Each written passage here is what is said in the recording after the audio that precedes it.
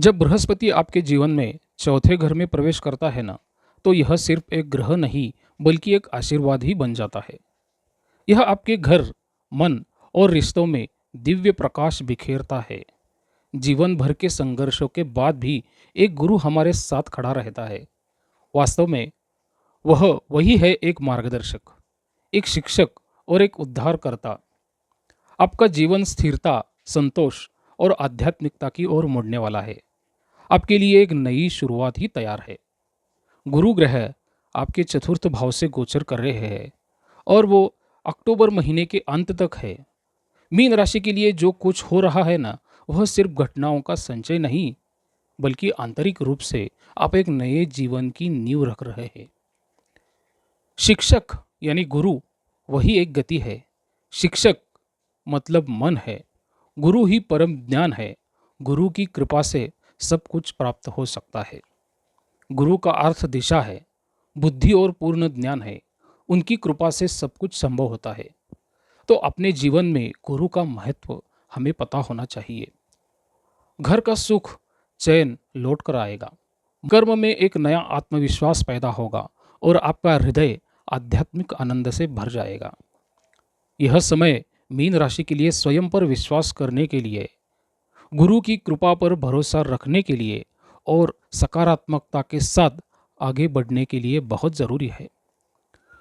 गृहस्थ जीवन में शांति और संतोष आ सकता है। बृहस्पति एक शुभ ग्रह है, धार्मिक और ज्ञानी ग्रह है।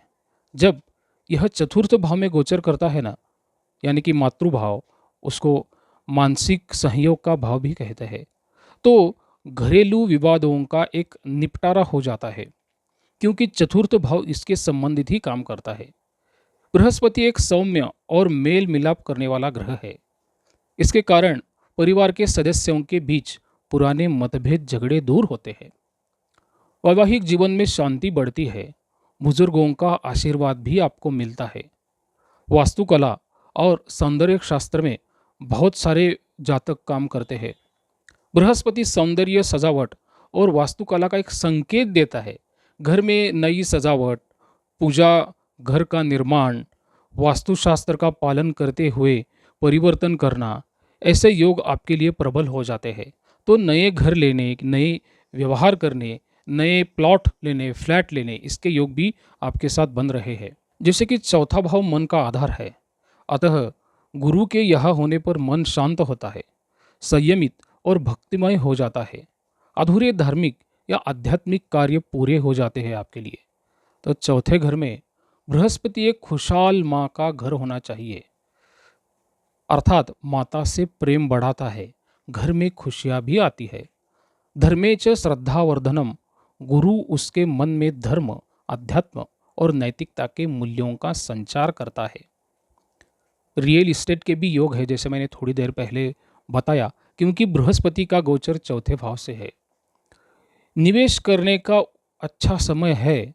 बृहस्पति एक स्थिर ग्रह है।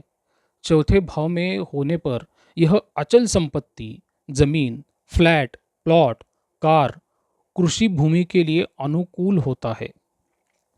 यदि अतीत में आपने वित्तीय बाधाओं के कारण निवेश करना बंद कर दिया था ना, तो आप पुनः आपके लिए वो मौका लेकर आ रहा है। आपकी पैतृक संपत्ति होती है, उससे भी आपको लाभ मिलेगा, मतलब पूर्वजों से आई हुई संपत्ति, माता पिता या पारिवारिक संपत्ति से कुछ लाभ मिलने की संभावना यहाँ पर प्रबल हो रही है। पिता के साथ संपत्ति संबंधी पुराने विवाद सुलझने जा रहे हैं। बहुत सारे घर में यह अड़चन चालू है। नए घर में प्रवेश करने और उसमें वास्तु पूजा करने का भी उपयुक्त समय आ चुका है। अगर आप विद्या की दृष्टि से विचार करेंगे ना, तो गुरु का आशीर्वाद विद्यार्थियों के लिए जरूर है। चौथा भाव ज्ञान का प्रतिनिधित्व भी करता है। गुरु एक शिक्षक है, इसलिए यह एक उत्कृष्ट संयोजन है। विशेष रूप से उच्च शिक्षा, प्रतियोगी परीक्षाओं, छात्रवृत्ति, फेलोशिप आदि के लिए ये बहुत अच्छा है। इस अवधि के दौरान बहुत सारे छात्रों को अच्छा लाभ भी मिलेगा। प्रबंधन होगा, कानून होगा, वित्त, वेद, उपनिषद, पुराण, संस्कृत पढ़ना, मनोविज्ञान, योग, वेदांत, वास्तुकला, डिज़ाइन, इंजीनियरिंग इसमें काम कर रहे सभी छात्रों को इसका लाभ मिलेगा। आध्यात्मिक शिक्षा का योग बनता है। गुरु धार्मिक ज्ञान, ध्यान योग, शास्त्र पठन का कारक है। यह अवधि ध्यान, शांति, प्रार्थना, वेदों के अध्ययन के लिए बहुत शुभ है। जो विद्यार्थी ज्योतिष की पढ़ाई करते हैं ना, तो उस पढ़ाई में भी आपको बहुत अच्छी सुधारणा देखने को मिलेंगी।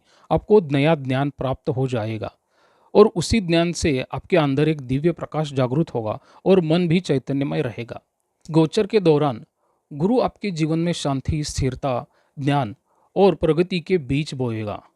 आप जिस भी नींव को मजबूत करना चाहते हैं, जैसे कि घर, शिक्षा, मन, मातृ संबंध, अचल संपत्ति, ये सब आपके मजबूत हो जाएंगे। बृहस्पति जिस भाव में होता है ना, उससे 5, 7 और 90 भाव पर वो दृष्टि देता है। चौथे स्थान में होते हुए यह बृहस्पति अष्टम स्थान पर दृष्टि देता है, दशम स्थान पर देता है और 12वें स्थान पर भी यह दृष्टि देता है। गुरु की 5वीं दृष्टि जो है, पंचम दृष्टि कहते हैं उसको, वो जीवन के रहस्य, दीर्घकालिक संपत्ति, संतान और पुनर्जन्म की अवधारणा करते हैं। 8वां घर आश्चर्य, परिवर्तन, रहस्यमय शक्ति, दीर्घायु और विरासत और गुप्त धन का ही वो घर है। जबकि गुरु इस भाव पर दृष्टि देता है ना, तो उन क्षेत्रों में साहस, विवेक और शुभता बढ़ जाती है। उसका फल क्या होता है? उत्तराधिकार की संभावना बढ़ जाती है। विशेषकर यदि यह पहले विवादित था तो अब इसका समाधान हो जाएगा। मानसिक या आध्यात्मिक परिवर्तन भी होता है। किसी महत्वपूर्ण घटना से सीख लेने से बुद्धि में आपके परिवर्तन आ जाता है। अनुसंधान, ज्योतिष, मनोविज्ञान में रुचि बढ़ जाती है। यदि संतान प्राप्ति में बाधाएं हैं तो उन्हें दूर करने का समय भी यही है। गुरु की 7वीं दृष्टि दशम भाव पर आ रही है, तो उसे कर्म का स्थान भी कहते हैं ना। तो आपका पेशा है, नौकरी में पद है, समाज में सम्मान है, ये तीनों ही आपके प्रभावित रहेंगे। करियर भी होगी, वो भी प्रभावित होगे। बृहस्पति की 7वीं दृष्टि का प्रभाव सबसे प्रबल माना जाता है। यह व्यापार में शुभता, मार्गदर्शन और प्रतिष्ठता प्रदान करता है। लेकिन राहु के साथ इसका संयोग बनते हुए आपके प्रमोशन में अड़चनें आ सकती है। थोड़े प्रमोशंस के जो योग है वह भी थोड़े दूर पर जा सकते हैं।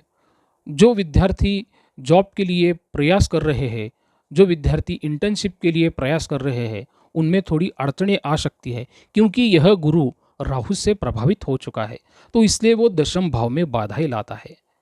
लेकिन जब अक्टूबर 2025 के अंत में गुरु ग्रह कर्क राशि में प्रवेश करेंगे ना, तो उसका गुरु और राहु का संबंध जो है वो टूट जाएगा और उसके बाद आपको इंटर्नशिप मिलना, जॉब मिलना या आपके व्यवसाय में कुछ अटके हुए काम जो है वो भी आपको निकलते हुए दिखाई देंगे। इसके साथ 12वें भाव पर भी उसकी दृष्टि आती है ना। विदेश, एकांत, व्यय, ध्यान, अलगाव, इसका ये भाव है। बृहस्पति का 9वां भाव उसको हम कहेंगे। खर्च में विवेक, आध्यात्मिक प्रगति और विदेशी अवसरों में वृद्धि हो सकती है। लेकिन मन में थोड़ा सा एक मुटाव रहता है, लोगों से अलग रहने की चाह रहती है, दूर जाकर कहीं पर भी बस जाने की एक चाह रहती है। कुछ लोगों को ध्यान, योग और साधना की एक इच्छा मन में जागृत होती है। लेकिन यहाँ पर आपको अनावश्यक खर्च कम करने होंगे, खर्चों में व्यवस्था करनी होगी।